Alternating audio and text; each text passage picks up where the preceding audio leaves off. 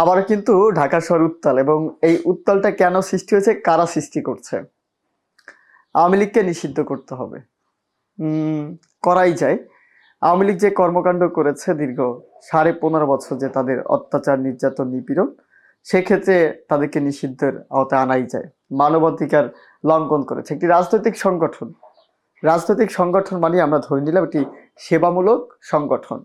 তারা প্রতিষ্ঠার উদ্দেশ্যই থাকে যে জনগণের সেবা করা। কিন্তু আওয়ামী লীগ কি জনগণের সেবা করেছিল? করেছিল। তারা রক্ষক হয়ে ভক্ষক, বা রক্ষক সেজে ভক্ষক হয়েছিল। তাদের কথা ছিল জনগণের সেবা করা, জনগণের নিরাপত্তা দেওয়া, জনগণের যে জানমাল ছিল সেটার হেফাজত করা। কিন্তু সেটা করেনি। তারা যেটা করেছে সেগুলো সবগুলোকে বিনষ্ট করেছে, মানুষ হত্যা করেছে। আয়নাগরের মতো বড় বড় ইতিহাস সে রচিত হওয়ার মতো ঘর তারা তৈরি করেছে। যাক, এটা তাদের দলীয় সিদ্ধান্ত ছিল, বা তাদের যে সভানেত্রী ছিল তার সিদ্ধান্ত ছিল। আচ্ছা, নতুন তো রাজনৈতিক একটি দল এসেছে, নামটা তো ভালো করেই জানেন। 24-এ যে আন্দোলন হয়েছে, শেখ হাসিনা ফ্যাসিবাদ, ফ্যাসিজম বিরোধী যে আন্দোলন হয়েছে, সেই আন্দোলনের অন্যতম নেতৃত্বদান যারা ছিল, বৈষম্য দূরকরণে যারা কাজ করেছিল, প্রথমে ছিল বৈষম্য দূর করা, সেখান থেকে সরকারকেই তারা দূর করে ফেলেছিল, এবং সেই গুরুত্বপূর্ণ ভূমিকা যারা রেখেছিল, তারা একটি রাজনৈতিক দল গঠন করেছে, এবং সেই রাজনৈতিক দলটির নাম দেওয়া হচ্ছে জাতীয় নাগরিক পার্টি। আচ্ছা, জাতীয় নাগরিক পার্টি কি জাতির জন্যই কাজ করবে? যদি বলি জাতির জন্য তারা কাজ করবে কিনা, আমার মনে হয় না তারা জাতির জন্য কাজ করবে।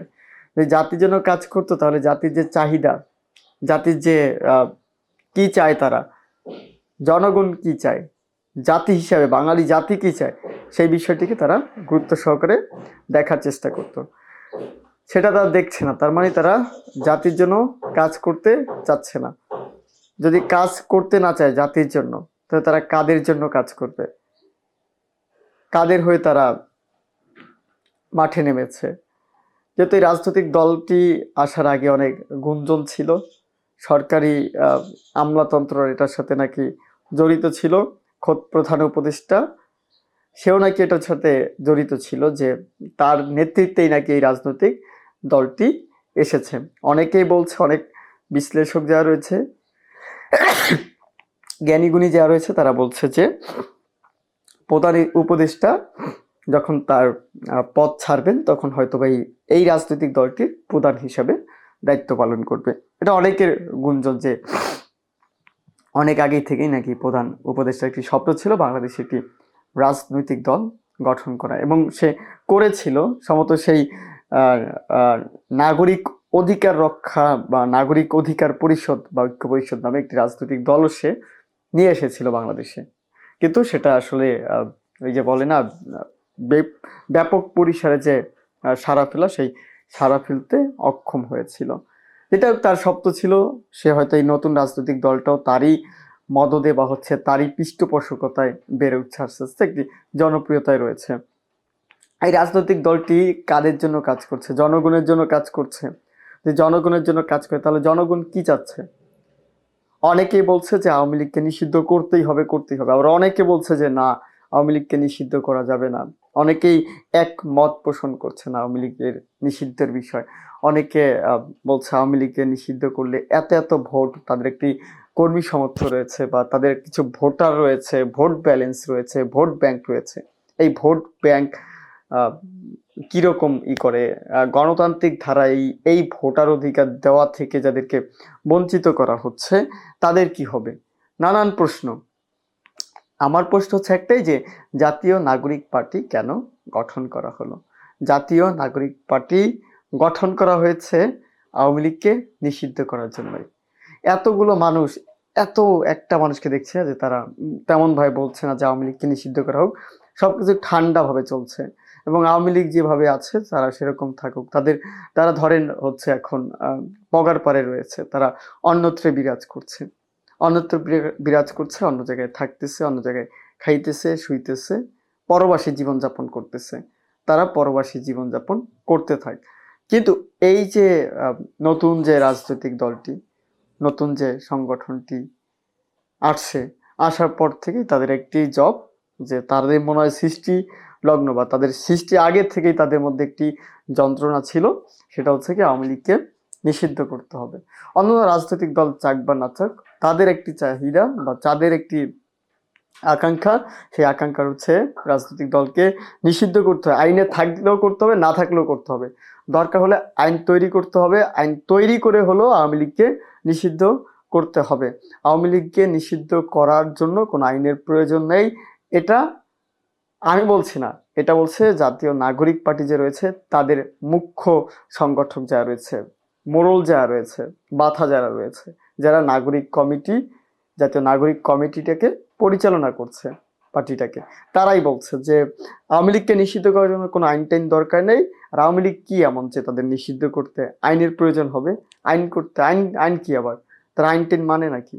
আইন না, কোনো আইন না, স্রেফ একটাই কথা, সেটা হচ্ছে আওয়ামী লীগকে নিষিদ্ধ করতে হবে। একটি খবর রয়েছে এই বিষয়ে, প্রত্যেকটি খবরের কাগজে নজর দিতে চাই যে তারা যে মশাল মিছিল করছে, রাত বিরাত যে রাজনীতিতে নেমে পড়ছে এবং হুটহাটেই তাদের দাবি হচ্ছে আওয়ামী লীগকে নিষিদ্ধ করতে হবে। জনগণ কি বলছে আওয়ামী লীগের নিষিদ্ধের বিষয়ে? অন্যান্য রাজনৈতিক দলগুলো কি বলছে? অন্তর্বর্তীকালীন সরকার কি বলছে? অন্তর্বর্তীকালীন সরকার তো বারবারই বলছে যে সরকার কোনো রাজনৈতিক সংগঠন নিষিদ্ধের পক্ষে নয়।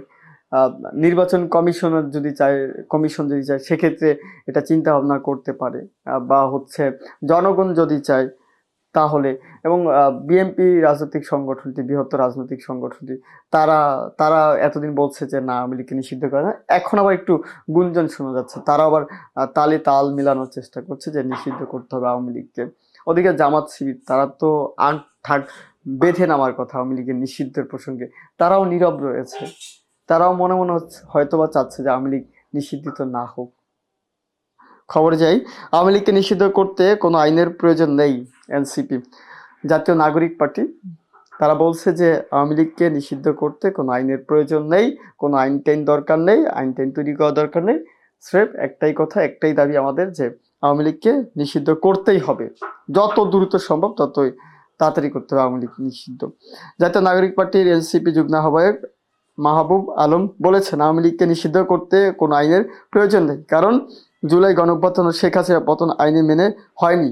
সব রাজনৈতিক দলের ঐক্যবদ্ধ ভূমিকায় ফ্যাসিস্ট এই দলটিকে নিষিদ্ধ করা সম্ভব। শেখ হাসিনাকে যে বাংলা ছাড়া করানো হলো, তার বিরুদ্ধে যে গণ অভ্যুত্থান করা হলো, সেখানে কিন্তু কোনো আইন টাইন মেনে এই আন্দোলনটি হয়নি। সত্যিই কোনো আইন টাইন এখানে ছিল না, গণ অভ্যুত্থান, এখানে আবার আইনের কি আসে যায়?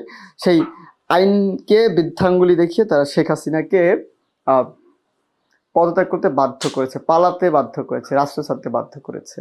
কারণ এর আগে তো আইন ছিল, আর আইনের কি শাসন বাংলাদেশে চলছে 15.5 বছর। আইন যে কাদের কথায় উঠতে বসতো সেটাও আপনারা ভালো করে জানেন। আইনের এই যে কাজ করা কারা বা কাদের দ্বারা পরিচালিত হতো সেটাও ভালো করে জানা রয়েছে, আমাদের সবাই জানি কারা এটার ম্যান্ডেট ছিলেন। বুধবার 23 এপ্রিল সন্ধ্যা 7:30 জাতীয় প্রেস ক্লাবের সামনে জাতীয় নাগরিক পার্টি বেতর শাহবাগ জোনের উদ্যোগে আওয়ামী লীগের বিচার ও রাজনৈতিক কার্যক্রম নিষিদ্ধ, সংস্কার এবং গণহত্যার বিচারের দাবিতে আয়োজনে এক প্রতিবাদে মশাল মিছিল পূর্ব সমাবেশে তিনি এসব কথা বলেন। মিছিলে মতিঝিল, রমনা, পল্টন ও শাহবাগ এলাকার বিভিন্ন এলাকায় ওয়ার্ডের যে কর্মী বান্ধব যারা ছিল তারা রয়েছেন। আরেক যুগ্ম সরোয়ার তুষার বলেন আওয়ামী লীগ নিষিদ্ধ পোস্টে জাতীয় নাগরিক পার্টি ঢাকায় অলিতে গলিতে থাকবে, কোনোভাবেই খুনিদের পুনর্বাসন চলবে না, সুযোগ দেওয়া হবে না। আগামী নির্বাচনে এনসিপি নেতাকর্মীরা ভোট কেন্দ্রে পাহারা দিবেন, জনগণের ভোটের সরকার গঠন করবে। আপনারা জানেন আওয়ামী লীগও কিন্তু এর আগে ভোট কেন্দ্র পাহারা দিয়েছিল, এবং পাহারা দিয়ে কি ফলাফল জনগণ পেয়েছে সেটাও আপনারা দেখছেন। আওয়ামী লীগ ভোট কেন্দ্র পাহারা দিয়েছে, জায়গায় জায়গায় দুর্গ তুলে দিয়েছিল। কি বিএনপি যে নস্যাৎ করতে চাচ্ছে ভোট, বিএনপি যে ভোট বানচাল করতে চাচ্ছিল, সেই বিএনপির বানচাল যাতে করে না করতে পারে ভোট, সেটার নিশ্চয়তা বা নিশ্চিত হওয়ার জন্য আওয়ামী লীগ নেতাকর্মীরা পাহারা দিচ্ছে। আর পাহারা দিতে গিয়ে যে ভোটের যে 12টা বাজিয়েছিল সেটা আমরা ভালো করে জানি। এই নতুন যে রাজনৈতিক দলটি, এরাও চাচ্ছে সেই ভোট কেন্দ্রগুলো পাহারা দিতে গিয়ে তারা কি কাণ্ড করে আল্লাহই জানে। দীর্ঘদিন তো কাণ্ড করেছে আওয়ামী লীগ, বিগত সময় ধরেই তারা লুটে পুটে খেয়েছে, আর এখন আবার তারা খেতে চাচ্ছে কিনা। আওয়ামী লীগকে পুনর্বাসনের চেষ্টা যারা করছে তাদের জন্য আবার একটু কড়া হুঁশিয়ারি দিলেন, তাদেরকেও কিন্তু ছাড় দেওয়া হবে না। এবং সমগ্র বাংলাদেশে যত রাজনৈতিক দলগুলো রয়েছে তারা মিলেই নাকি আওয়ামী লীগকে নিষিদ্ধ করবে। সব রাজনৈতিক দল চায় না, না চায় সেটা আমরাও ভালো করে জানি, কারা চায় আবার কারা চায় না সেটাও আপনারা দেখেছেন। তাদের কথাবার্তায় বোঝা যায় যে তারা রাজনৈতিক দলকে নিষিদ্ধ করতে চায় কিনা আওয়ামী লীগকে। বলে আওয়ামী লীগের বিরুদ্ধে চিরুনি অভিযান চালাতে হবে, তাহলে বুঝবো পুলিশ প্রশাসনের ফ্যাসিবাদের বিপক্ষে। তিনি হুঁশিয়ারি উচ্চারণ করে বলেন, কুয়েটের ভিসিকে না সরালে কুয়েট অভিমুখে লং মার্চ করা হবে। যুগ্ম সচিবের জয়নাল আবেদিন। কুয়েট কুয়েট টুয়েটো টেনে নিয়ে আসা হয়েছে। আপনারা জানেন যে অস্থিরতা চলছে কুয়েটে, যে ঘটনাগুলো ঘটেছে সে বিষয়গুলো নজরে আনা দরকার। একটা শিক্ষা প্রতিষ্ঠানে এ ধরনের ঘটনা আসলে আশাবাদী না, আমরাও আশা করি না কখনো যে শিক্ষা প্রতিষ্ঠান, শিক্ষা জায়গায় সেখানে কেন অস্ত্রের মহড়া চলবে, সেখানে কেন অস্ত্র দিয়ে মানুষ খুন করা হবে। যেখানে হাতে কলম থাকার কথা সেখানে কেন আগ্নেয় অস্ত্র থাকবে, সেখানে কেন দেশীয় অস্ত্র থাকবে, সেখানে কেন বন্দুক নিবে, হাতে পিস্তল ধরে নিবে। এই বিষয়গুলো সচেতন হতে হবে। পাশাপাশি এই আওয়ামী লীগকে যারা পুনর্বাসিত করতে চায়, পুলিশকে পুলিশকে একটু উদ্যমী হতে হবে। উদ্যমী হতে গিয়ে আপনার স্বরাষ্ট্র উপদেষ্টার কথা মতো কি হয়েছে দেখেছেন।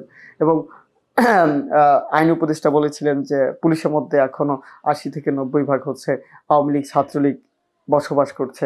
এখন তাদের একটু প্রমাণ দিতে হবে যে তারা আওয়ামী লীগের বিরুদ্ধে। এই জন্য এখন কি সাধারণ মানুষের উপরে এরা চাপ প্রয়োগ করে প্রমাণ দিবে, না কি করবে তারা? চিরুনি তল্লাশি কাদের উপরে চালাবে? আওয়ামী লীগের উপরে, নাকি এর রেশ সাধারণ মানুষের উপরেও পড়বে? ভালো থাকবেন, সুস্থ থাকবেন, শুভকামনা।